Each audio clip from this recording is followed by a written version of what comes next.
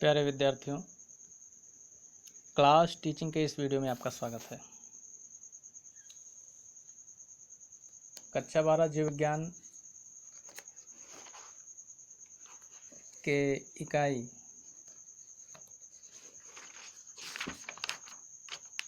जीव विज्ञान और मानव कल्याण के अंतर्गत अध्याय मानव स्वास्थ्य तथा रोग, इस पाठ को यहाँ पर पढ़ाया जाना है। इससे पहले इसके 3 पार्ट YouTube पर अपलोड हो चुके हैं। ये 4th पार्ट का वीडियो है और ध्यान से पढ़िए,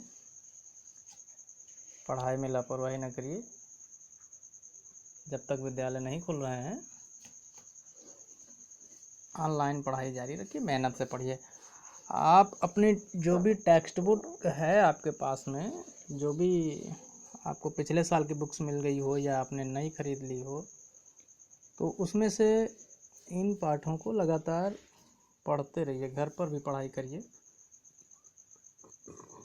घर पर भी पढ़ाई करते रहिए।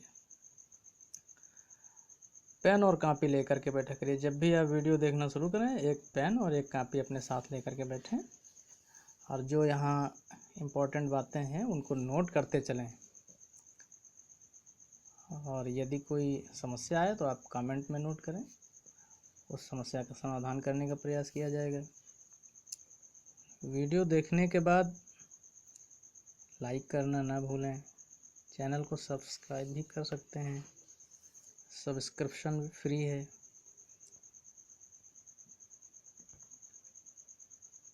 आज के इस पार्ट में हम आपको पढ़ाएंगे एंटीबायोटिक्स। एंटीबायोटिक्स क्या होते हैं? आपने बहुत सुना होगा कि किसी भी दवा के साथ डॉक्टर लोग एंटीबायोटिक देते हैं।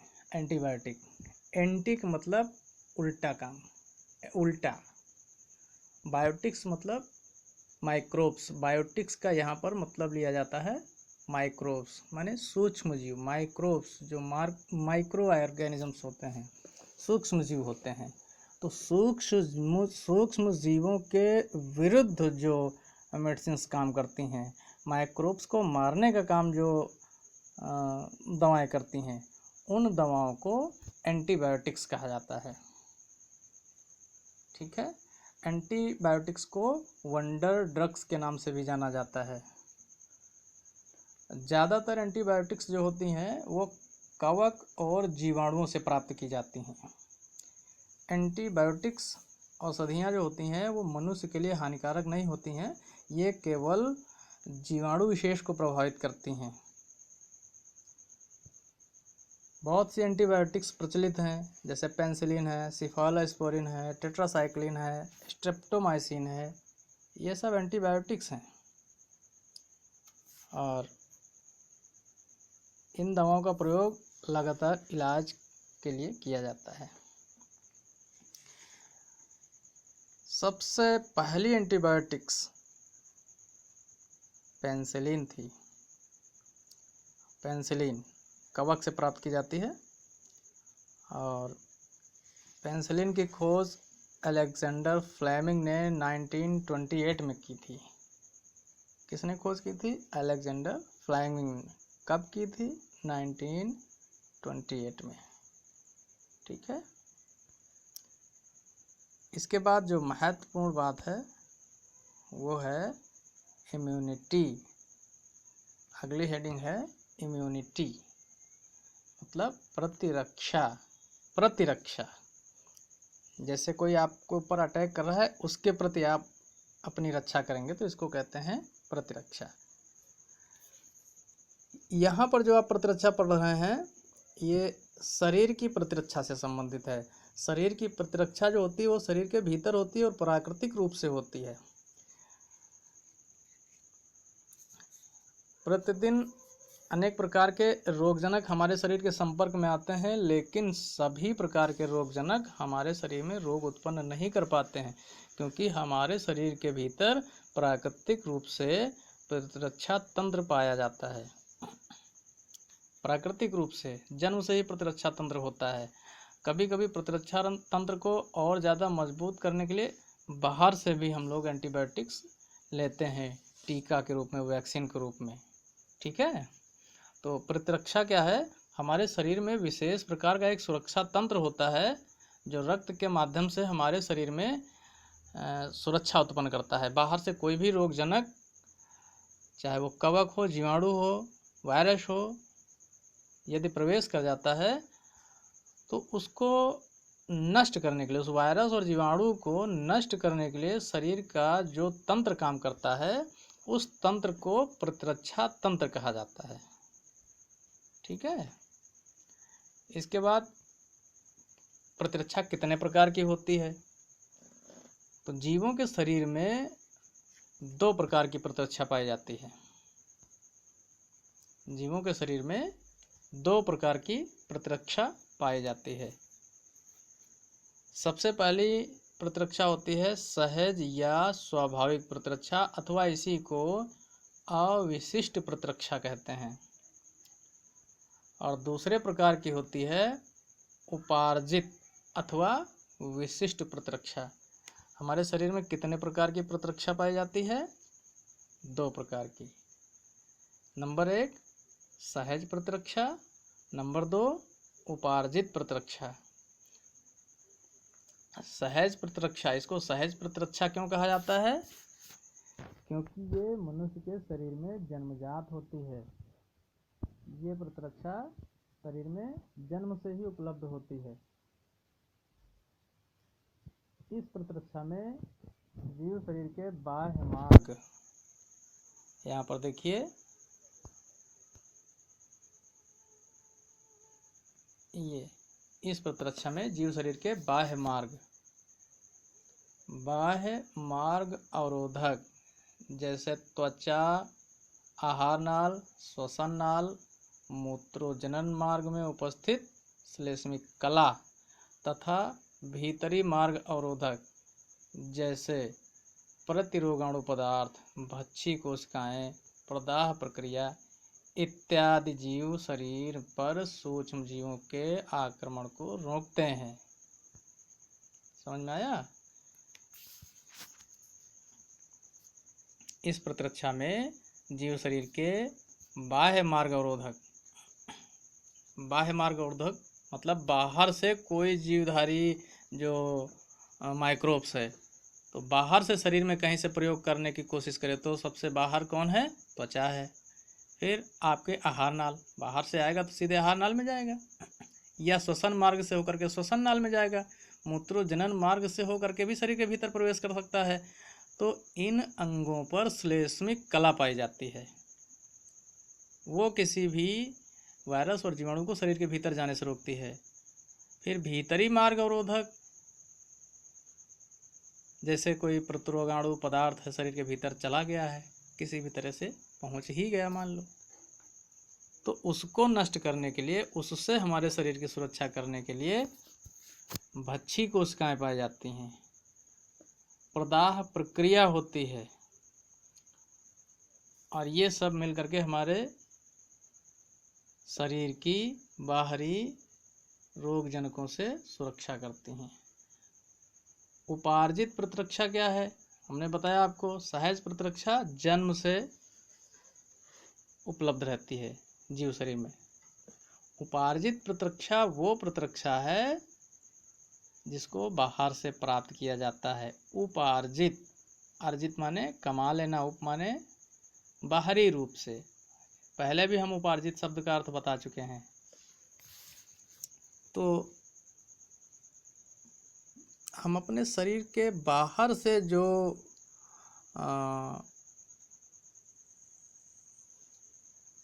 वैक्सीन लेते हैं, टीका लेते हैं, और इस तरह से अपनी प्रतिरक्षा को थोड़ा और मजबूत कर देते हैं, तो इस प्रकार की प्रतिरक्षा को उपार्जित प्रतिरक्षा कहा जाता है। उपार्जित प्रतिरक्षा जो होती है वो विशेष प्रकार के रोगाणुओं को मारने के लिए होती है। हमारी सहज प्रतिरक्षा जो होती है वो सभी प्रकार के रोगाणुओं से लड़ती है, लेकिन जो उपार्जित प्रतिरक्षा होती है वो किसी एक स्पेशल प्रकार के जीवाणु या स्पेशल प्रकार के वायरस या कवक से हमारे शरीर की सुरक्षा करती है। पर्टिकुलर किसी एक जीवाणु से, पर्टिकुलर किसी एक विषाणु या किसी एक कवक से लड़ने में हमारे शरीर की प्रतिरक्षा को मदद करती है। जैसे टीबी के लिए वैक्सीन ले लिया, तो टीबी के लिए जो वैक्सीन ले लिया तो वो वैक्सीन हमारी उपार्जित प्रतिरक्षा हो गई।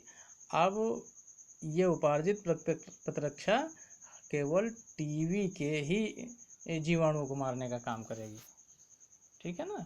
इस प्रकार की प्रतिरक्षा को उपार्जित प्रतिरक्षा कहते हैं। यह उच्चतम स्तर की रक्षा उपलब्ध कराती है। स्मृति इसका विशिष्ट लक्षण है। याद रखना मतलब कि जैसे आपने टीबी के लिए टीका लगवा लिया, टीबी का वैक्सीन ले लिया है, तो टीबी के जीवाणु को ये प्रतिरक्षा हमेशा पहचान लेगी। जब भी टीबी का जीवाणु आपके शरीर में प्रवेश करेगा, तुरंत उपार्जित प्रतिरक्षा सक्रिय हो जाएगी और आपके शरीर को टीबी के इन्फेक्शन से बचाएगी। तो ये पहचान लेती है, उपार्जित प्रतिरक्षा जो होती है तुरंत पहचान लेती है अपने रोगाणु को, इसीलिए इसका कहा जाता है कि स्मृति इसका विशिष्ट लक्षण है।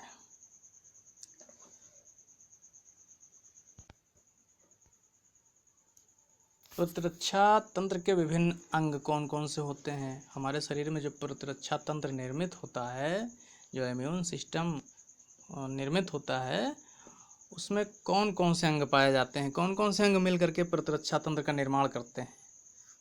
तो यहाँ आपके शरीर में पाए जाने वाले पूरे अंगों का विवरण दिया गया है।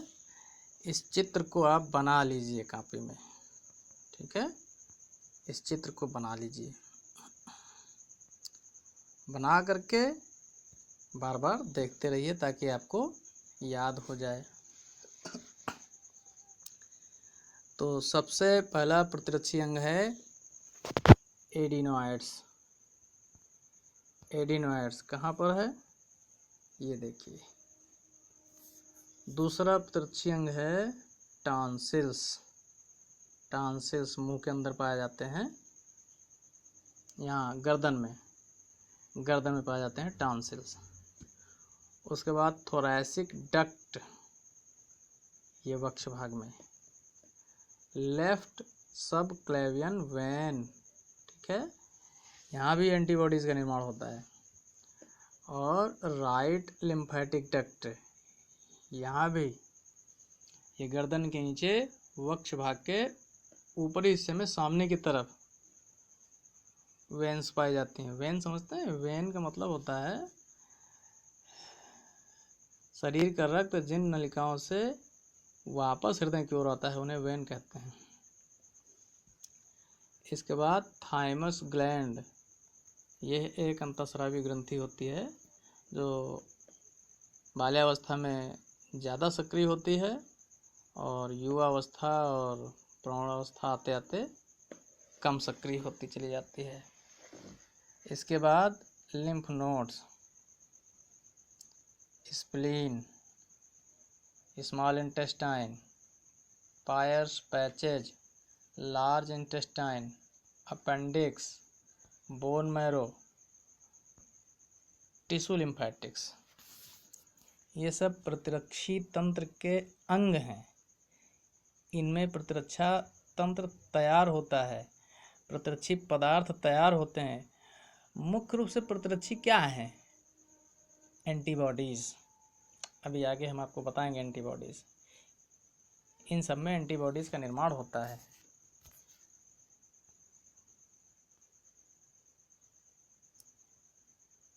प्रतिरक्षी तंत्र के अंगों को दो भागों में बांटा गया है। पहले तो प्राथमिक लसिकाभ अंग और दूसरे जो होते हैं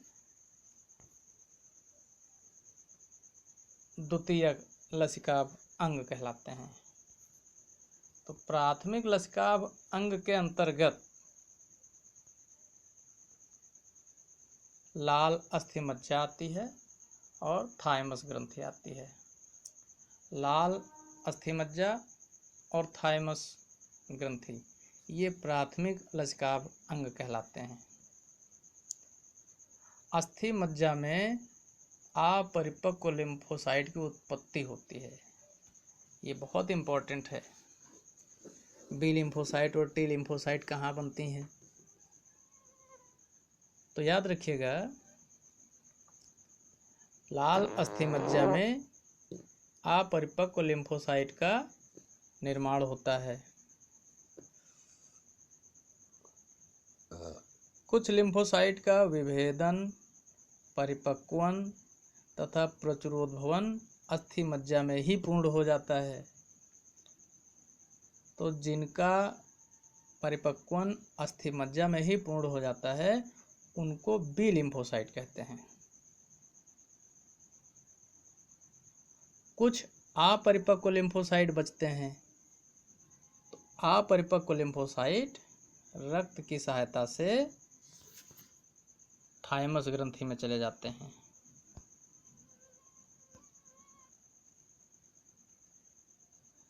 जहां इनका विभेदन होता है, इनका परिपक्वन होता है,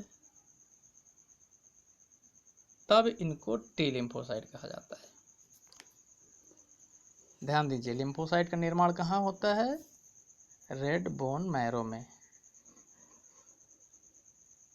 उनमें से कुछ लिम्फोसाइट रेड बोन मैरो में ही परिपक्व हो जाती हैं, तो उनको बी लिम्फोसाइट कहा जाता है। और कुछ लिम्फोसाइट रक्त के माध्यम से निकल करके थाइमस ग्रंथि में पहुंच जाती हैं। तो थाइमस ग्रंथि में जिन लिम्फोसाइट का परिपक्वन होता है उनको टी लिम्फोसाइट कहा जाता है। इसके बाद द्वितीयक लसिकाभ अंग, सेकेंडरी लिम्फोइड ऑर्गन्स, इसके अंतर्गत आता है प्लीहा, लसिका गांठें, टॉन्सिल्स तथा श्लेष्मा संबंधित लिम्फाइड ऊतक। द्वितीयक लसिकाभ अंग कौन कौन से हैं, प्लीहा, लसिका गांठें, टॉन्सिल्स तथा श्लेष्मा संबंधित लिम्फाइड ऊतक, अर्थात ऐसे ऊतक जिनमें लिम्फ का निर्माण होता है, म्यूसिलेज का निर्माण होता है, उन्हें लिम्फाइड ऊतक कहा जाता है। इनमें उपस्थित कोशिकाएं प्रतिजन विशिष्ट प्रभावी कोशिकाओं के रूप में परिपक्व होती हैं। जो द्वितीयक लसिकाभ अंग होते हैं, इनमें उपस्थित कोशिकाएं प्रतिजन विशिष्ट प्रभावी कोशिकाओं के रूप में परिपक्व होते हैं। प्रतिजन विशिष्ट प्रभावी कोशिकाओं का मतलब ये किसी विशेष रोगजनक को मारने के लिए स्पेशल होती हैं। उपार्जित अथवा विशिष्ट प्रतिरक्षा तंत्र जो होता है ये दो स्तर पर कार्य करता है। पहला होता है ह्यूमरल अथवा प्रतिरक्षी मध्यस्थ प्रतिरक्षा तंत्र, और दूसरा होता है कोशिका मध्यस्थ प्रतिरक्षा तंत्र। आपसे पूछा जाएगा उपार्जित प्रतिरक्षा तंत्र कितने स्तर पर कार्य करता है, तब आप बताएंगे उपार्जित प्रतिरक्षा तंत्र 2 स्तर पर कार्य करता है। पहला ह्यूमरल स्तर पर और दूसरा कोशिका मध्यस्थ स्तर पर। इसके बाद में अगला है प्रतिरक्षी या एंटीबॉडी, जो हमारे शरीर की प्रतिरक्षा को बनाते हैं। इन्हीं से निर्मित तंत्र जो है प्रतिरक्षा तंत्र कहलाता है। एंटीबॉडीज हमारे शरीर में ही निर्मित होते हैं। एंटीबॉडीज कहीं बाहर से नहीं आते हैं, बाहर से एंटीजन आते हैं। उपार्जित प्रतिरक्षा जो होती है वो एंटीजन के द्वारा ही तैयार होती है। एंटीबॉडी बाहर से नहीं लिए जाते हैं, बाहर से केवल एंटीजन प्राप्त किए जाते हैं। जो हम वैक्सीन लेते हैं और जो टीका के रूप में लेते हैं वो एंटीजन्स होते हैं, किसी भी रोग विशेष के एंटीजन्स होते हैं वो। या कह लीजिए कि निष्क्रिय हो चुके होते हैं, जिनमें अब रोग पैदा करने की क्षमता नहीं रह गई है, उनको मनुष्य के शरीर के अंदर फिर से इंजेक्ट कर दिया जाता है, तो वो इनएक्टिव होते हैं, वो स्वयं रोग उत्पन्न नहीं कर सकेंगे। और यदि उसी जाति के रोगजनक के द्वारा शरीर में पुनः रोग प्रयास उत्पन्न करने का प्रयास किया गया, तो आपके द्वारा लिए गए निष्क्रिय एंटीजन उन आगंतुक रोगाणुओं को नष्ट कर देते हैं। जैसे कहा जाता है कि बिना लकड़ी की सहायता से जंगल नहीं काटा जा सकता है, जब तक कुल्हाड़ी में लकड़ी का बेंट नहीं लगता है तब तक पेड़ नहीं कर सकते हैं। तो उसी तरह से किसी भी रोगाणु को हराने के लिए उसी रोगाणु की मदद ली जाती है। बहुत एक सिंपल उदाहरण से हम आपको समझाने की कोशिश करेंगे। जैसे किसी को एक बार चेचक का इन्फेक्शन हो जाए, तो चेचक को ठीक करने के लिए उस व्यक्ति के शरीर में बहुत सारी एंटीबॉडीज बन जाती हैं, और उसके प्लाज्मा में बहुत सारे एंटीजन्स उपस्थित रहते हैं, उसी चेचक के एंटीजन बन जाते हैं। अब यही प्लाज्मा जब निकाल लिया जाए और किसी दूसरे व्यक्ति में भी चेचक का इन्फेक्शन हो जाए, तो आपको पहले हुआ था चेचक, आप ठीक हो गए हैं, तो आपके प्लाज्मा में बहुत सारे चेचक के निष्क्रिय वायरस पड़े रह जाते हैं, तो उनको निष्क्रिय एंटीजन कहा जाता है। और इसी को निकाल के शीशी में पैक कर लिया गया, तो वो हो गया चेचक का वैक्सीन। अब यही वैक्सीन जब किसी दूसरे स्वस्थ व्यक्ति में जैसे चेचक का संक्रमण हो जाए और उसको इंजेक्शन के माध्यम से दे दिया जाए, तो इंजेक्शन के माध्यम से जो एंटीजन्स दिया गया, जो वैक्सीन दिया गया है, वो अन्य सक्रिय वायरसों को मारने का काम करेगा। तो सक्रिय वायरसों को कौन मार रहा है? निष्क्रिय वायरस मार रहे हैं। तो इस तरह से वो नया संक्रमित व्यक्ति बहुत जल्दी ठीक हो जाएगा। ठीक है। तो एंटीबॉडीज क्या है? किसी प्रतिजन की अनुक्रिया में शरीर के प्रतिरक्षी तंत्र द्वारा निर्मित प्रोटीन प्रतिरक्षी या एंटीबॉडी कहलाते हैं। एक्चुअल में ये प्रोटीन जो है इम्यूनोग्लोबिन प्रोटीन होते हैं। प्रतिरक्षी तंत्र की बी लसीकाणु, जो बी लिम्फोसाइट होती हैं, वही एंटीबॉडीज का निर्माण करती हैं। अब बी लिम्फोसाइट कहाँ बनते हैं? आपको पीछे बताया था, रेड बोन मैरो में, लाल अस्थि मज्जा में बी लिम्फोसाइट बनते हैं। और ये बी लिम्फोसाइट एंटीबॉडीज का निर्माण करते हैं। एंटीबॉडीज क्या है? ये विशेष प्रकार के प्रोटीन्स होते हैं जिनको इम्यूनोग्लोबिन के नाम से जाना जाता है।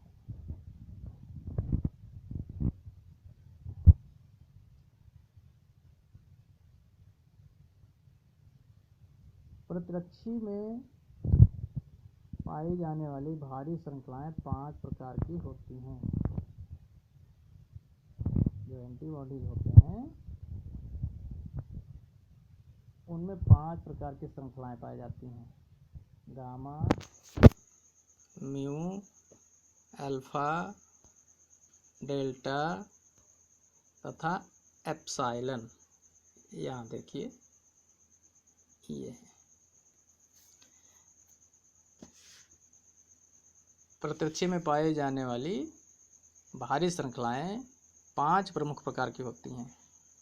ये श्रृंखलाएं हैं गामा श्रृंखला, म्यू श्रृंखला, अल्फा श्रृंखला, डेल्टा श्रृंखला और एप्सिलॉन श्रृंखला। इन्हीं श्रृंखलाओं के आधार पर 5 प्रकार के एंटीबॉडीज होते हैं। वो कौन से हैं 5 प्रकार के एंटीबॉडी? देखिए, IgD, IgM, IgG, IgA तथा IgE। ये 5 प्रकार के प्रतिरक्षी हैं।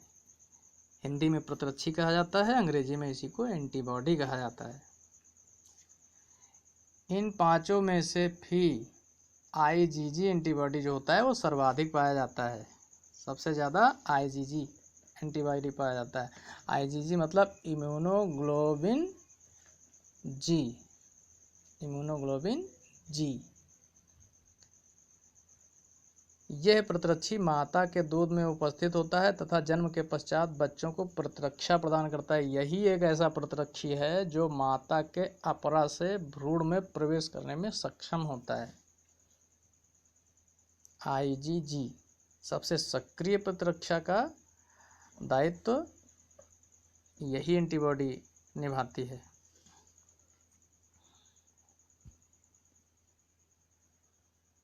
यहाँ देखिए एंटीबॉडीज के 5 प्रमुख प्रकार। आपसे पूछा जाएगा एंटीबॉडीज कितने प्रकार की होती है या कितने प्रकार की हो सकती है, तो आप बताएंगे एंटीबॉडीज प्रमुख 5 प्रकार की होती है। IgG, IgM, IgA, IgD, IgE। इन पांचों में IgG सर्वाधिक मात्रा में उपलब्ध रहती है और ये माता के दूध में उपस्थित होती है तथा जन्म के पश्चात बच्चों को प्रतिरक्षा प्रदान करती है। यही एक ऐसी प्रतिरक्षी है, यही एक ऐसा एंटीबॉडी है जो माता के अपरा से भ्रूण में प्रवेश करने में सक्षम है। इसके बाद प्रतिरक्षा तंत्र की कोशिकाएं। प्रतिरक्षा तंत्र की कोशिकाएं कौन कौन सी होती हैं?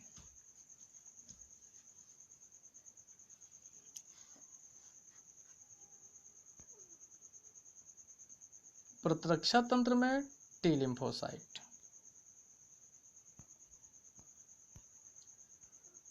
T lymphocyte. इन लिम्फोसाइट का निर्माण कहाँ होता है?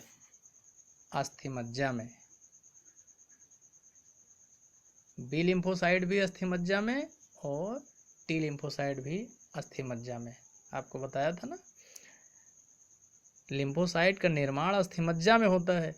जो लिम्फोसाइट अस्थिमज्जा में ही परिपक्व हो जाती हैं उनको बी लिम्फोसाइट कहते हैं, और जो रक्त के माध्यम से थाइमस ग्रंथि में चली जाती हैं और थाइमस ग्रंथि में उनका परिपक्वन होता है उनको टी लिम्फोसाइट कहते हैं। तो मुख्य तो बी लिम्फोसाइट है। यहाँ पर लिखा है इन लिम्फोसाइट का निर्माण अस्थिमज्जा में होता है जबकि परिपक्वन थाइमस ग्रंथि में होता है।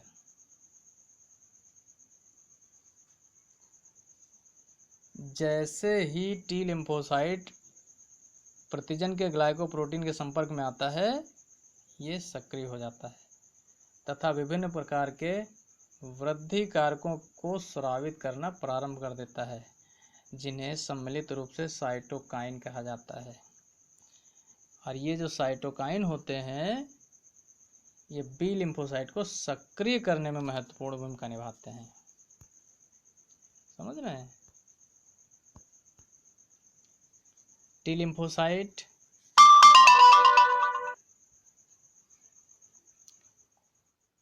इनका निर्माण अस्थिमज्जा में होता है जबकि परिपक्वन थाइमस ग्रंथि में होता है। इनकी सतह पर उपस्थित प्रतिजन यानी एंटीजन ग्राही प्रतिजनों की कोशिका कला में उपस्थित ग्लाइकोप्रोटीन को पहचानने में सक्षम होते हैं। इस ग्लाइकोप्रोटीन को मेजर हिस्टोकम्पैटिबिलिटी कॉम्प्लेक्स कहा जाता है। जैसे ही टी लिम्फोसाइट एंटीजन के ग्लाइकोप्रोटीन के संपर्क में आता है ये सक्रिय हो जाएगा तथा विभिन्न प्रकार के वृद्धि कारकों को स्रावित करना प्रारंभ कर देगा जिन्हें सम्मिलित रूप से साइटोकाइन कहा जाता है। ये साइटोकाइन बी लिम्फोसाइट को सक्रिय कर देते हैं। हमारे रुधिर में टी लिम्फोसाइट के 2 समूह होते हैं, टी सहायक तथा टी साइटोटॉक्सिक। टी सहायक तथा टी साइटोटॉक्सिक। टी सहायक को TH से निरूपित करते हैं और टी साइटोटॉक्सिक को TC से निरूपित करते हैं।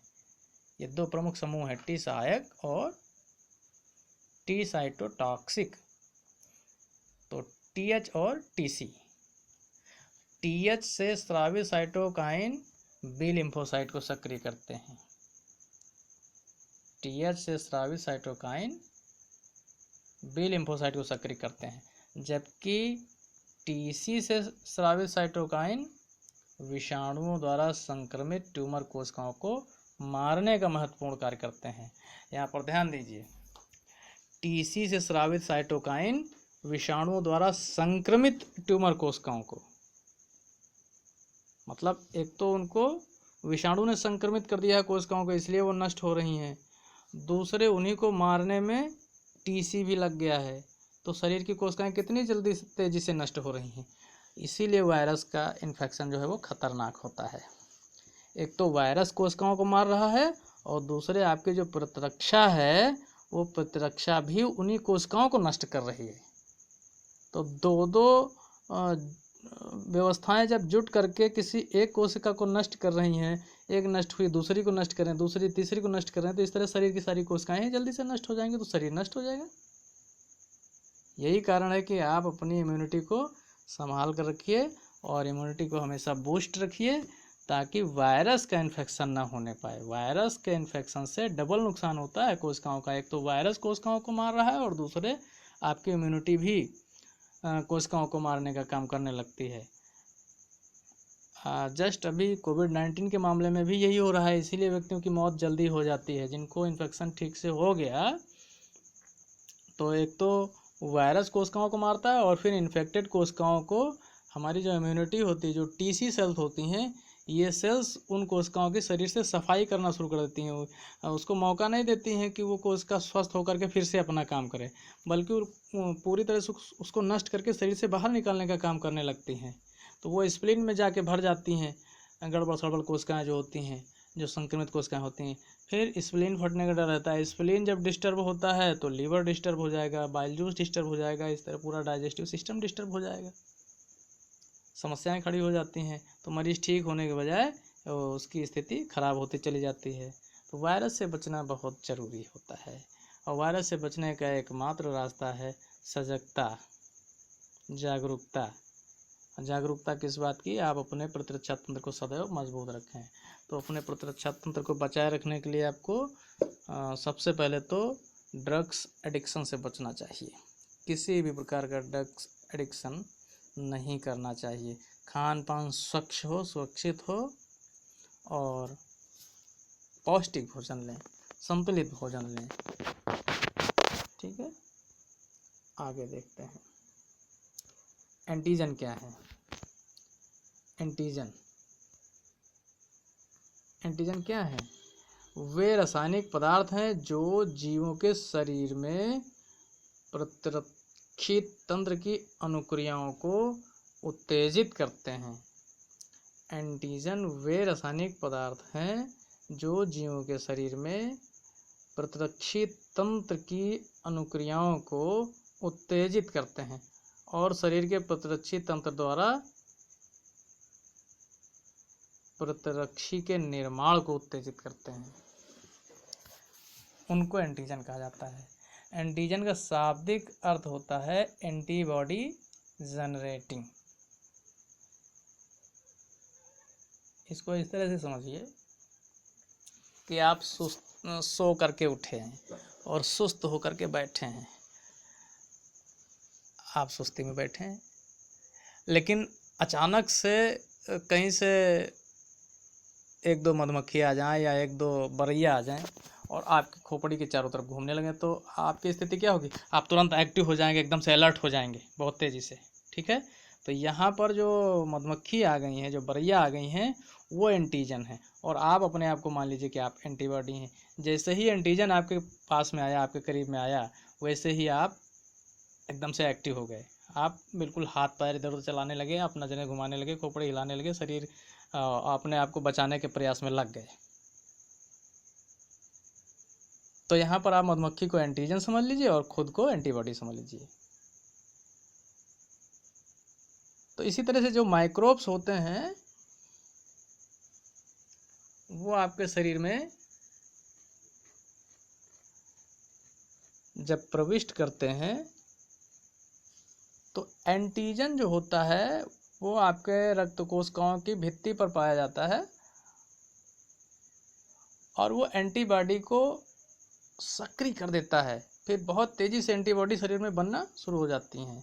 जैसे कोई भी पॉइजन आपके शरीर में गया, मधुमक्खी ने डंक मार दिया, बरैया ने डंक मार दिया, तो आपके शरीर में उनका पॉइजन गया तो एंटीजन एक्टिव हो जाएगा और एंटीजन क्या करेगा, उस पॉइजन के अगेंस्ट में एंटीबॉडी बनाना शुरू कर देगा, एंटीबॉडी को बहुत तेज़ी से एक्टिव कर देगा। इसीलिए कहा जाता है कि एंटीजन क्या है, एंटीबॉडीज़ को जनरेट करने वाला एजेंट है।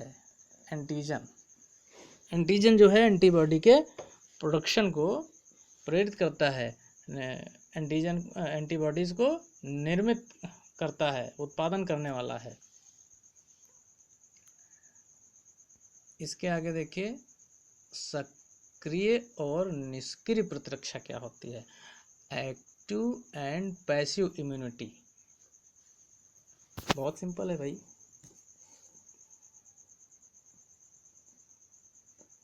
अभी हम आपको बता भी चुके हैं ना।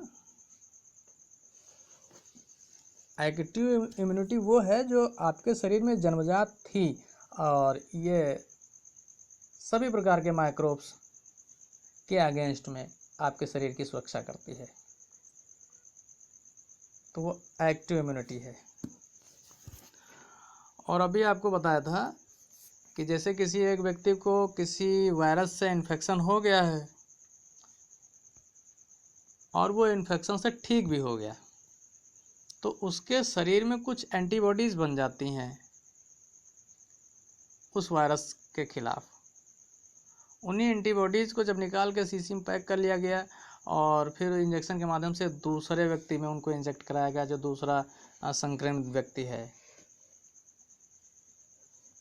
तो शीशी में जो पैक किया गया था वो निष्क्रिय वायरस होते हैं। जो एक संक्रमित व्यक्ति ठीक हो गया उसके शरीर से निकाले गए जो निष्क्रिय वायरस होते हैं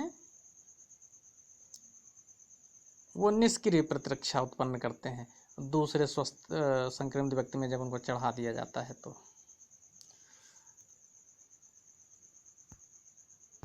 यहाँ पर देखिए सक्रिय प्रतिरक्षा में एंटीबॉडी का उत्पादन स्वयं व्यक्ति के शरीर में होता है।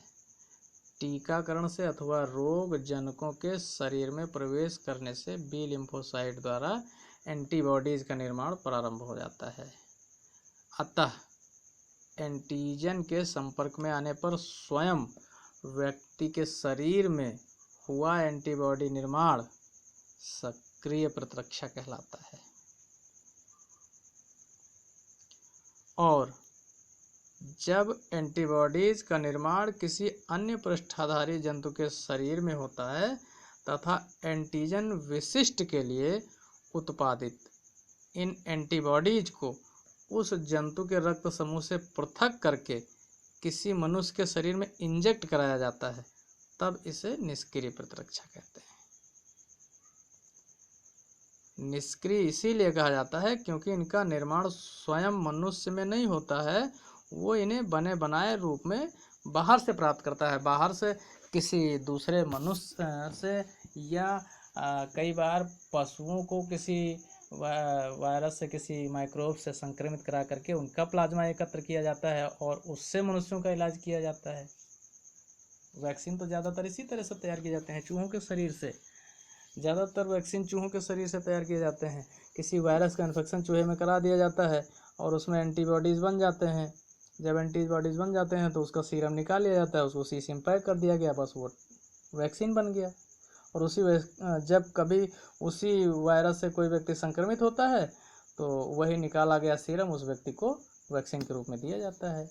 तो ये निकाला हुआ सीरम जो वैक्सीन के रूप में दिया गया है तो ये निष्क्रिय प्रतिरक्षा है, लेकिन ये बहुत प्रभावी होती है उस संक्रमण के खिलाफ। और जो सक्रिय प्रतिरक्षा होती है वो इतनी ज़्यादा प्रभावित तो होती है बट वो धीरे धीरे और एक लंबे समय के बाद प्रभावित होती है, तब तक तो पेशेंट का हालत ख़राब हो जाती है। और जो निष्क्रिय प्रतिरक्षा उसको दे दी जाती है बाहर से तो ये जल्दी कवर कर लेती है। ठीक है। टीका एवं टीकाकरण अभी बता चुके हैं। टीका एवं टीकाकरण क्या है वही फिर भी यहाँ पर आप पढ़ लीजिए एक बार। हमने 2-3 बार आपको बता दिया टीका और टीकाकरण क्या होता है, यहाँ पर पढ़ लीजिए। किसी रोगाणु के एंटीजन ही टीके का आधार है। इन्हें मृत या अक्षम माने निष्क्रिय रोगाणुओं से अथवा संश्लेषित एंटीजन मतलब बायोटेक्नोलॉजी द्वारा प्राप्त किया जाता है। एंटीजन का प्रवेश स्वस्थ मनुष्य में कराने पर उसमें एंटीबॉडीज का निर्माण प्रारंभ हो जाता है। चूंकि रोगाणु प्रभावहीन होते हैं इसलिए ये रोग उत्पन्न करने में असमर्थ होते हैं, परंतु संबंधित मनुष्य में इस रोग के लिए प्रतिरक्षा विकसित हो जाती है। स्वस्थ मनुष्य के शरीर में निष्क्रिय रोगाणु या टीका को प्रवेश कराने की प्रक्रिया टीकाकरण कहलाती है। समझ में आ गया? स्वस्थ मनुष्य के शरीर में निष्क्रिय रोगाणु या टीका मतलब वैक्सीन को प्रवेश कराने की प्रक्रिया टीकाकरण कहलाती है। वैक्सीन शब्द का प्रयोग सर्वप्रथम एडवर्ड जेनर ने किया था। इस तरह के प्रश्न कॉम्पिटिटिव एग्जाम में पूछे जाते हैं। वैक्सीन शब्द का प्रयोग सर्वप्रथम किसने किया? एडवर्ड जेनर ने। एडवर्ड जेनर ने चेचक की रोकथाम के लिए चेचक का टीका तैयार किया था। तो इस प्रकार आपने इसका पार्ट 4 भी कंप्लीट कर दिया गया। मानव स्वास्थ्य तथा रोग, यह अध्याय कंप्लीट हो चुका है। इसका कंप्लीट अध्ययन कर लिया जाए।